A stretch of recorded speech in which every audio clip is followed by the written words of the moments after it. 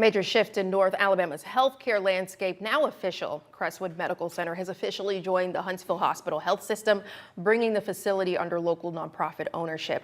Huntsville Hospital officials say this merger is about keeping decisions and dollars right here in Madison County. While patients won't see changes to their doctors or services, Huntsville Hospital says they're working to ensure all future profits stay right here in North Alabama. Fox 54's Logan Alexandra Russell spoke with leaders from both systems about what this means for your care and your wallet. It's the start of a new chapter for healthcare in the Tennessee Valley. Crestwood Medical Center is officially joining the Huntsville Hospital Health System, shifting from an out-of-state corporate ownership to a local nonprofit model. The opportunity this creates now is their support and resources, instead of being 100 miles away or 1 mile down the road. And if we need to share resources or support one another, we now have the opportunity to do that. Huntsville Hospital CEO Jeff Sams says the move ensures that the voices making the biggest decision are the ones actually living in the community. We think healthcare is such a personal choice for people. The decisions about people's healthcare should be made by volunteer board members that live here in the community. Crestwood Board Chair Mike Gillespie says for patients, the transition will be seamless. He says the biggest change is where the money goes. The money generated through Crestwood Medical Center will now stay all in the Huntsville-Madison County area, used to provide greater health care. While leadership changes, the care teams remain the same. But recent reports from advocacy groups have raised questions about transparency and nurse pay. Sams pointed to a major investment hitting paychecks this July as part of their commitment to fair compensation. We recently announced that this summer we're making an over $30 million investment in nursing compensation to make sure nurses in Huntsville, they're some of the hardest working people in the healthcare. They're the heart of what we do, and we're committed to paying them fairly. Officials say Crestwood will keep its name and doctors, coordinating with the larger network to manage the region's rapid growth. In Huntsville, Logan Alexandra Russell, Fox 54 News. Huntsville Hospital Health also reiterated that their previously announced projects like the new emergency departments in North Huntsville and Hampton Cove still on track. As for Crestwood employees, leaders say all staff will retain their years of service and seniority.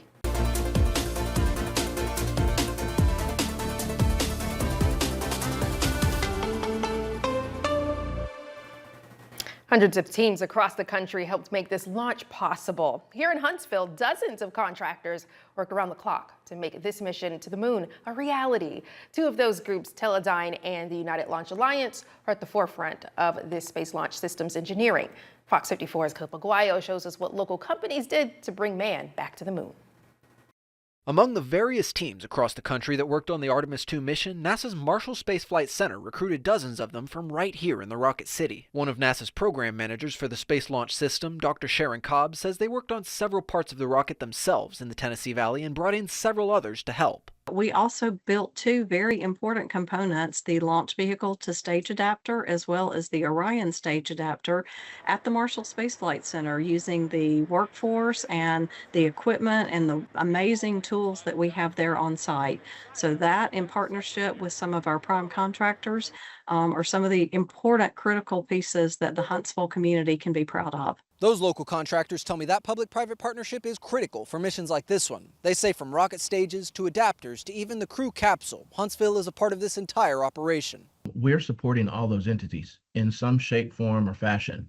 And so if you do a Google search on different components, more than likely one of our Teledyne companies is going to come up as a provider or developer of those components. You know, as we move forward in the space race, supply chain is a big problem. Teledyne Brown Engineering built some of the stage adapters, the onboard electric systems called avionics, and the connections that protect those systems, but they didn't do it all by themselves. That's why NASA recruited companies from all over the Tennessee Valley. That includes the United Launch Alliance in Decatur, which built the upper stage and the propulsion system to get the crew to the moon and back again. We'll prep our stage following our mission And we'll go into a quiescent period where the Orion spacecraft will actually approach and simulate as if they were going to approach another spacecraft, a lander or something like they will in the future. So they'll get to demonstrate that proximity operations capability. And in the future, these same local companies are hoping to work with NASA on a permanent lunar base and man's first steps on Mars. In Huntsville, I'm Caleb Aguayo, Fox 54 News. But before Mars, the second Artemis mission will take a lap around the dark side of the moon before making a return trip to Earth. Tonight, 4 astronauts are headed to the moon. NASA's Artemis 2 lifted off earlier today, sending humans toward the moon for the first time in more than 50 years. But how much do you really know about this mission?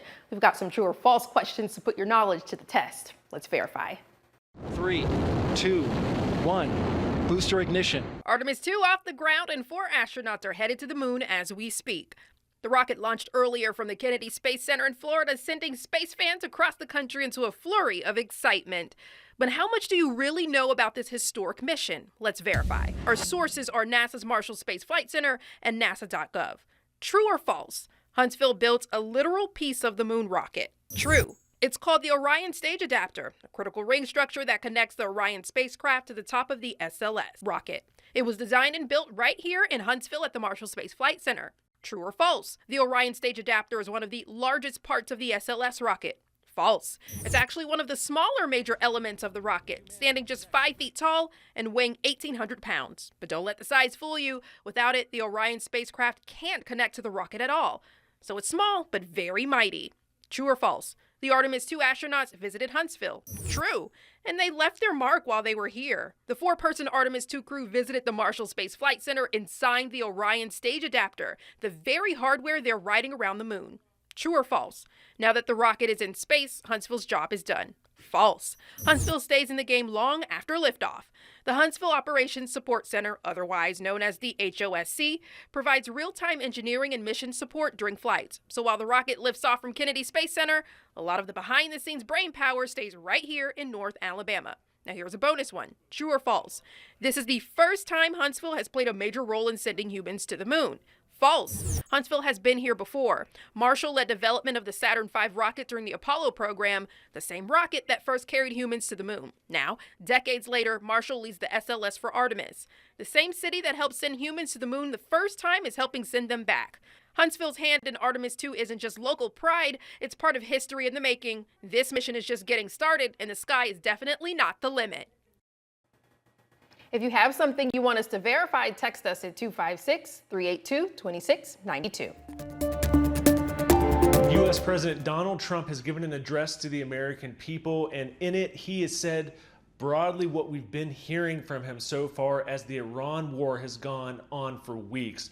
Trump is insisting that other allies must help open the Strait of Hormuz, the narrow mouth of the Persian Gulf through which about 20% of all oil and natural gas flows in peacetime. Trump also has reiterated his threat to blow Iran back to the Stone Age. This is coming as there is no sign of Iran accepting a ceasefire in the war that Trump launched with Israel on the Islamic Republic back in February 28th. And it also is signaling that Trump has an awareness that any operation to try to seize the highly enriched uranium likely entombed at Iranian nuclear sites would take months. This is coming as there had been some ideas floated about a ground operation in Iran to try to take that material. We don't know, however, if Trump is going to be willing to use force and ground troops to reopen the strait. Right now, energy shipments are just disrupted around the world, and we've seen Brent crude, that benchmark oil price, just spike by about 5% in the immediate aftermath of the speech. That shows that markets are concerned that this war is going to drag on, and everything we've heard from Trump suggests that he was asking the American people for patience, meaning this war is not yet over. This is the Strait of Hormuz, a narrow, bending waterway in the Persian Gulf and a trade route between the Middle East and the rest of the world that has global impact. The strait lies between Iran on one side and Arab Gulf states on the other, the latter of which includes several key US allies. At its narrowest point, it separates Oman and Iran by just 21 miles. It connects the Persian Gulf to the Gulf of Oman, and from there, ships travel to the open ocean. While Iran and Oman both have their territorial waters in the strait, it's generally viewed as an international waterway. The strait links crude oil producers in the Middle East to key markets in Asia, Europe, North America and beyond. Around 20% of the world's traded crude oil and a similar share of natural gas passes through the Strait of Hormuz, much of it destined for markets in Asia. It has only 2 shipping lanes, but it is deep enough for supertankers. While there are pipelines in Saudi Arabia and the United Arab Emirates that can avoid the passage, most of the oil and gas that travels through the strait has no alternative means of exiting the region. When the region surrounding the strait is disrupted by conflict, the global flow of crude can be disrupted as well, increasing oil prices. The knock-on effect can have lasting impacts on the world economy, raising the price of oil and pushing inflation higher, meaning everyday goods and services rise in price as a result. On top of that, fertilizers and their components are exported globally in large quantities from the Persian Gulf. When these are disrupted, food supply, food prices, and food security are all affected as well. Could there be hope on the horizon for Homeland Security? Lawmakers in the House and Senate pursuing a 2-track plan to fund the department and end a record-setting partial government shutdown.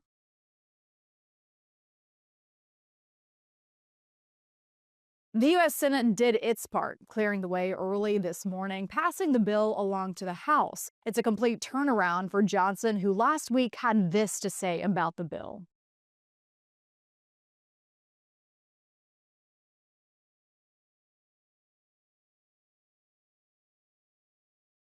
Johnson has his work cut out to convince the hardline conservatives in his party to sign onto the bill, and Democrats are claiming victory.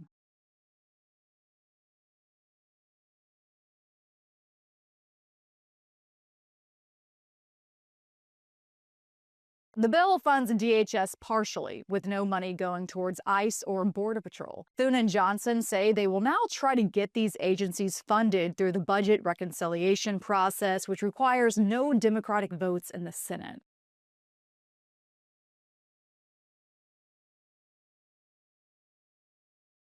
If the House passes the bills, those would then go to President Trump's desk, where he's indicated he would sign them into law.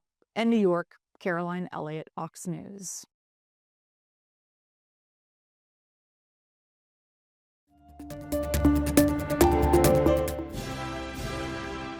From sea to shining sea, cities coast to coast are planning special celebrations to mark America 250 this July 4th. It's really a once-in-a-generation opportunity to celebrate our country all together at one time. Melanie Fish is a travel expert with Expedia. She says they've noticed a surge in people researching trips to areas home to famous parks that showcase the country's natural beauty. You can use the 250th as an excuse to explore a part of the country that you've just never seen before. Expedia's data shows the biggest jump in searches is for Billings, Montana, one of the entryways to Yellowstone Park, followed by Lake Tahoe, California, home to the Sierra Nevada peaks, and Asheville, North Carolina, near the Blue Ridge Mountains and Great Smoky Mountains. It's not just places of beauty that travelers are researching. Fish says cities with rich historic significance are trending as well, and some are destinations you may not typically think to visit.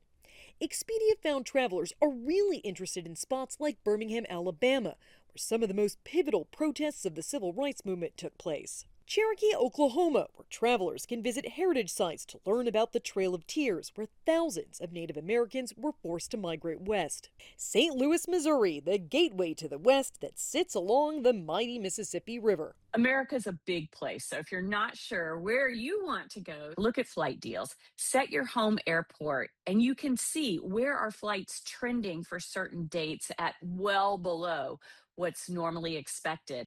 For those who want to rent an RV, Fish recommends crunching the costs. It may be cheaper to fly to your destination and then rent an RV once you've arrived. She says the site RV Share allows you to book a one-way rental. For Consumer Watch, I'm Jen Sullivan.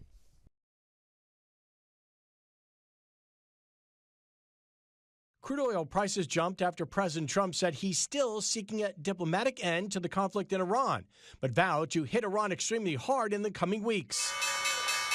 The Wall Street Journal says markets are reacting to the lack of a clear timeline. Americans are buying fewer cars at the start of this year. Research firm Omdia says vehicle sales decreased 5.3% from a year ago. The decline is blamed on economic uncertainty, high borrowing costs, and vehicle prices.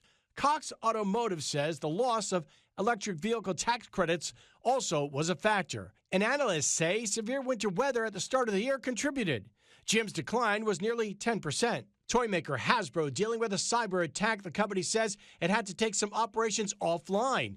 It's using backup procedures for taking orders and shipping, and the disruption could continue for several weeks. And Shake Shack is looking to boost business with its first ever loyalty program. It will use artificial intelligence. The burger chain says it will be able to personalize offers and communicate directly with customers based on their behavior. CJ Papa, Fox News.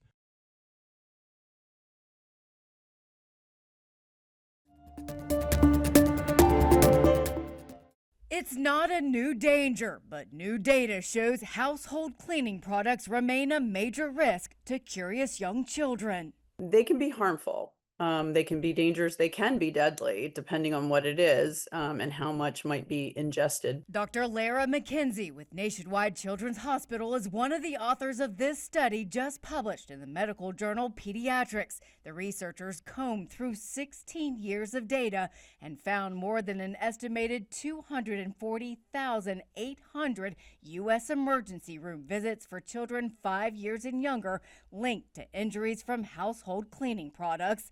McKenzie says that's one injury every 35 minutes. People have a lot of products in their house. Kids spend a lot of time at home, especially, very young children. So it's kind of like the perfect storm. McKenzie says hospitalizations for household cleaner-linked injuries have risen by 1.5% over about 2 decades. Bleach, detergent, especially detergent pods, are the products that most commonly lead to those injuries, but parents can help prevent children from being hurt. The best thing to do is store those cleaning products in their original containers, but up high, out of sight, and out of reach, preferably in a locked cabinet or closet. For Health Minute, I'm Mandy Gaither. If you hurt her, I'm not going to hurt her until you're here to see it. Scream 7 is the top-grossing movie in franchise history, so it's no surprise that Scream 8 is in the works. According to Deadline and The Hollywood Reporter, sisters Nora and Lila Zuckerman, who've worked on a range of popular TV shows, are writing a script for the next installment. The making of The Mary Tyler Moore Show and Taxi and The Simpsons was and is the time of our lives. James L. Brooks helped create those shows and many more, and now he's been chosen to receive the Peabody Award's inaugural Industry Icon Award. The writer, director, and producer, whose films include Terms of Endearment, Broadcast News, and As Good as It Gets, will be honored at a ceremony May 31st in Beverly Hills. Wolfgang Amadeus Mozart. Antonio Salieri. Just because you're stuck rehashing boring old operas doesn't mean I have to be. Emmy nominees Will Sharp and Paul Bettany star in a new take on Amadeus. This is the first look at the period drama based on Peter Shaffer's award-winning play. The limited series premieres May 8th on Starz. In Hollywood, I'm David Daniel. I was playing the long game, and that game was just getting started. John Hamm and Amanda Peet are back in season 2 of Your Friends and Neighbors. You were gonna destroy my family. I panicked. Don't need to worry about you. Her being around, how does it not bother you? The series was picked up for a 3rd season months before the 2nd season premiere. Amanda Peet says this is new territory for her. It's never happened to me in my whole life. So it's really pretty crazy on many levels. It's happening to me at age 54 that I'm getting a 3rd season on a TV show for the first time. It lets me keep certain writers, it lets me keep crew together, it lets us really stay immersed in the world and the show. And so I think, we're operating on all cylinders and we never let up, and that's a great way to make a show. I can't focus on my writing, which could just be because I suck at writing, but I help. And in case you slept on the first season, My character Mel is divorced from Coop, who is the star of the show, played by John Hamm. And we are divorcees who still seem to kind of have the hots for each other. But also we drive each other insane. And so there's a little bit of a will they, won't they aspect to their relationship. Are we terrible people? I was playing the long game. in Hollywood, I'm Rick Damigella.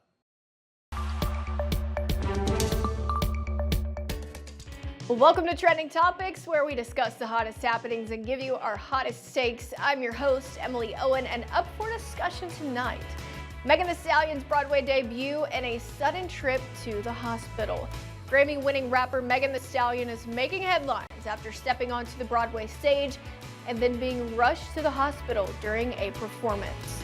The artist recently made her Broadway debut in Moulin Rouge, the musical, taking on the role of Harold Zidler in a limited engagement that began March 24th in New York City.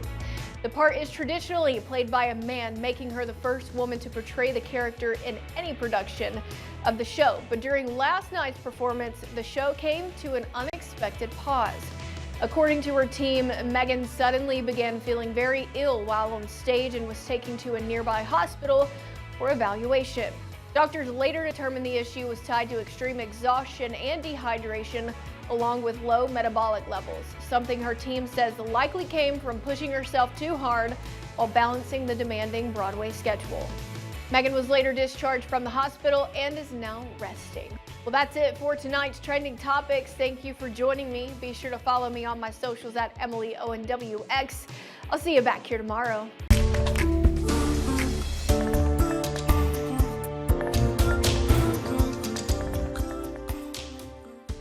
Researchers at the University of Exeter found if you want to keep your lunch, it just needs to stare back at the birds. If you look at them straight in the eyes, they want to turn away. It was an interesting theory to test. So I put googly eyes on this bag of Cheetos and kept the bag sealed and started shaking it on the beach.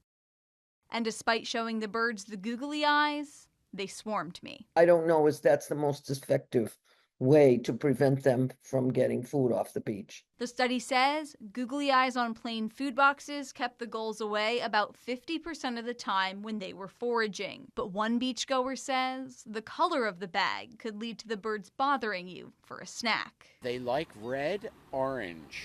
Any red-orange bag comes out, they will swarm over your heads. Now, the study focused on European herring gulls, which are rarely found in Florida. But the message from bird advocates remains the same. We should not be feeding wild animals, wild birds, people food. It's not healthy for them. A volunteer with Birds in Helping Hands says there are more effective ways to protect your food. Sealed containers like a canvas bag or a Ziploc bag, or, you know, the ones you get, the containers you'd have from takeout that have plastic covers. They're closed, and put them inside and away so that they don't see it. You can also sit under an umbrella or tent to prevent the birds from diving in and stealing the food out of your hands. They attack. They will grab the bags and rip, poke, tear, and try to find out what's inside. They know what's going on. They're birds. They got bird brains, but they know where the food is. And it's important that you do. When I got to the beach, this flock of gulls managed to open up a plastic Target bag and eat an entire box of Cheez-Its. My family were having a good time at the beach, and when we came back for our lunch, our Jersey Mike's sub was completely gone. It unraveled our sandwich and took all of it. It is important to know it's illegal to purposely feed wildlife like seagulls on the beach. Danielle Zolkowski, Fox 13 News.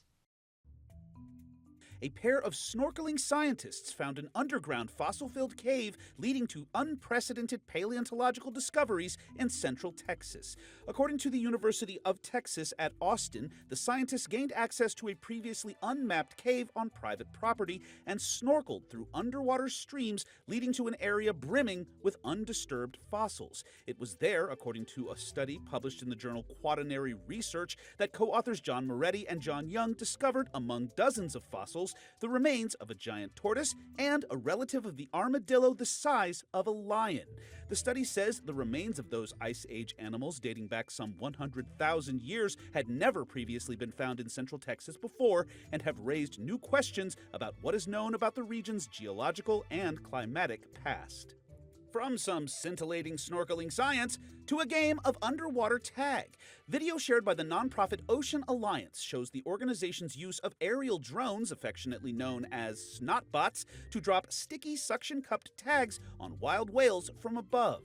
The tags feature wireless cameras and various sensors, allowing researchers to track the mammal's movements, gather critical data, and simply watch in wonderment from a respectful distance. Finally, let's give some respect to the big brain on this bird, who is seen acing a quizzical color match game put on by handlers at the Cincinnati Zoo and Botanical Garden.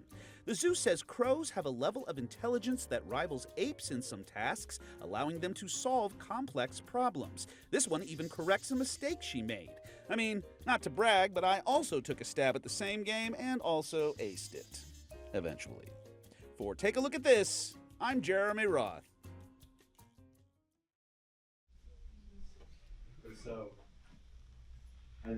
We're going to see part of the Icon collection, the Marilyn Monroe part of Icon collection, which is a private collection.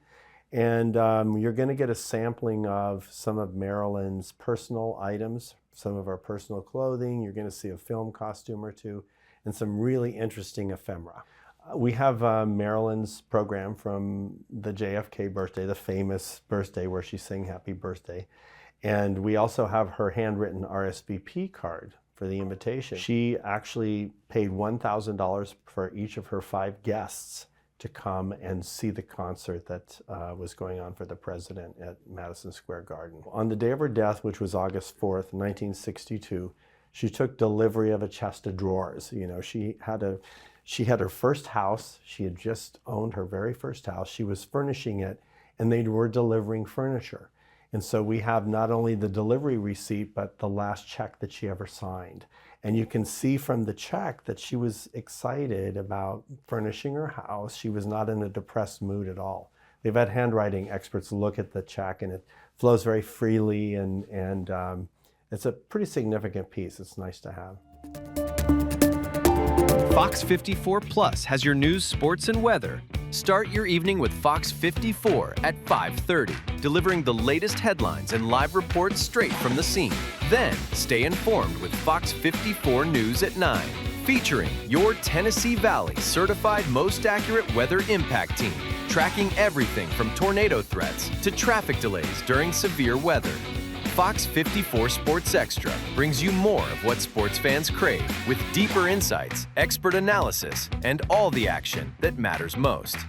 On Fox 54 Plus, you'll also find Alabama politics, plus 24/7 weather radar and real-time forecasts to keep you ahead of the storm. Looking for a quick recap? Don't miss Fox 54 Week in Review, highlighting the biggest stories of the week. Jumpstart your morning with Morning Rush. Fast-paced news updates featured with uplifting stories from across the globe. Get your entertainment fix with Getting Real, where we break down movie reviews, top 10 lists, and spotlight the newest film. Die Hard fan? Locked On Sports dives deep into the Crimson Tide, the Tigers, college rivalries, and pro action. True Crime Warrior Style? Killer Cases brings you gripping real-life stories that stick with you. Hungry for more? Cooking with Style serves up mouth-watering recipes that are easy to make and impossible to resist. From movie previews before you head to the theater with Take a Look, to must-know headlines from across the region and around the world with In the News. Watch all of these shows on demand and also on the Fox 54 News app. Available on Android and iOS devices. Streaming 24/7.